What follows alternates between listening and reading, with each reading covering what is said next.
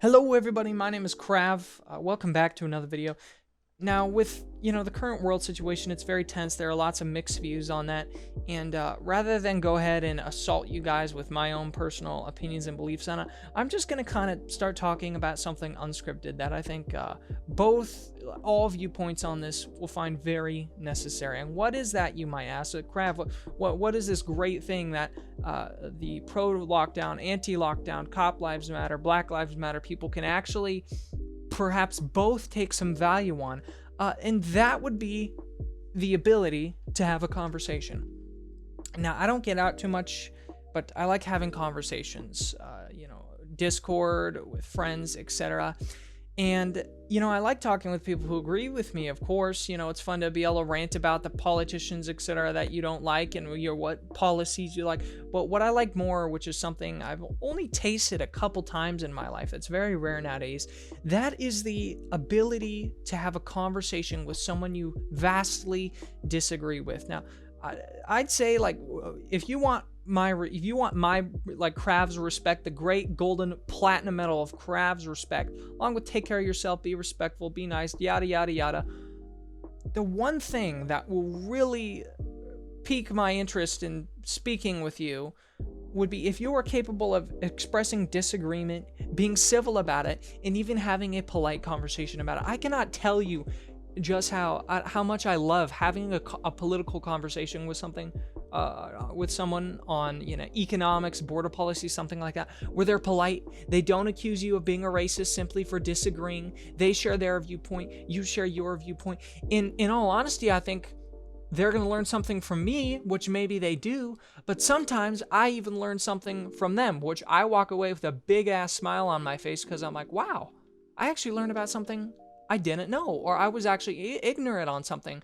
And they walk away doing the same thing. It's called intelligent discussion. Now, most people on both sides tend to be in echo chambers, so they go to news specific. Sorry if you hear background noise. There are gardeners outside my house making noise, but they go to news channels and YouTube channels specifically to hear things they already agree with. And someone comes along saying, "Oh, you weak liberal snowflake," or "Oh, leftist extremists, you racist, you Nazi, homophobe, xenophobe, whatever you want to call it." I've heard it all. That will not only get very toxic between the both of you, but it will cause the other person you're telling this to only dig their teeth in deeper to what you don't want them to believe. So it's kind of, imagine a child, right? If you want a child to learn something, screaming and yelling and insulting it is not going to be able to get at what you want to do. If you want them to, now sure, maybe I can get the child to do something, to roll over if I can get a dog or something to roll over if I rigorously beat it until it does it, and I train it ruthlessly, and then it does it. Or you can train it you can be gentle and patient, reward it, etc. Now there's a balance between being harsh and rude and being polite. And when it comes to wanting to not even just change someone's mind, but just to share political opinions or opinions on anything, really, it requires usually somewhat of a soft touch. Now, if there's somebody who simply won't have a conversation with you and will immediately accuse you of being less human for disagreeing, then in all honesty, I'd just say screw that person. Don't even bother to associate with them. I meet quite a lot of them these days, and it's not even worth your time. But this is an analogy I like to point out, right? So the election is coming up in 2020, right? Now, everybody on each side's getting all riled up. It's a big deal, right? And I like to use the analogy, you need to take it just as serious as the Super Bowl.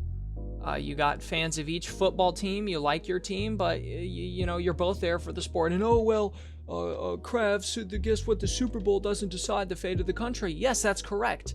But in terms of how you treat other people, you need to treat it like the Super Bowl. Or having relationships, outside of romantically, just having friendly relationships is going to be something extremely, extremely difficult to do if simple political disagreements are going to destroy that. Now, I have friends who believe, I'm going to be completely honest here, I don't believe in socialism. Now, you can believe that. I respect your opinion so long as you respect mine. I don't believe in that, but I have friends who do, and we talk about this thing. I I have friends who we disagree on healthcare policies, and we have intelligent conversations on it. I have friends who disagree on, say, speech laws, gender pronouns, and we have intelligent conversations on it. And we both walk away learning something because it isn't rude and toxic. Now, there is a line to the point now, say, example, real racism, etc. And by the way, I have actually met real racists, like old, 70, 80-year-old people who actually have changed their minds on that. So even with some of the worst opinions, people can change. But there's a line now, say, all cops die, all black people, are criminals, that kind of thing.